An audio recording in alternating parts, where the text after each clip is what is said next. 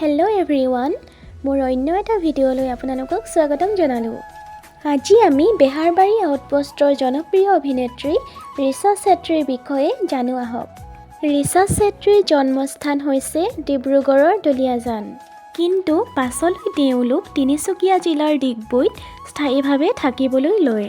ৰিচা চেত্ৰীয়ে স্কুলীয়া আৰু কলেজীয়া জীৱনৰ শিক্ষা ডিগবৈৰ পৰাই সম্পূৰ্ণ কৰে।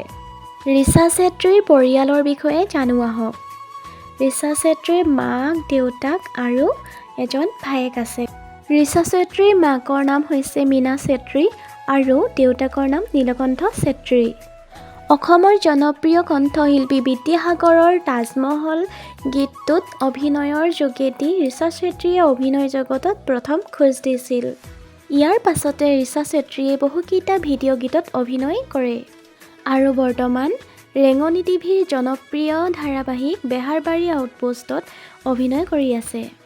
আপোনালোকেও যদি ৰিচা চেত্ৰীৰ অভিনয় চাই ভাল পায় তেন্তে ভিডিঅ'টোত প্লিজ লাইক কৰি দিব আৰু চেনেলটো ছাবস্ক্ৰাইব কৰি দিব। Bye bye.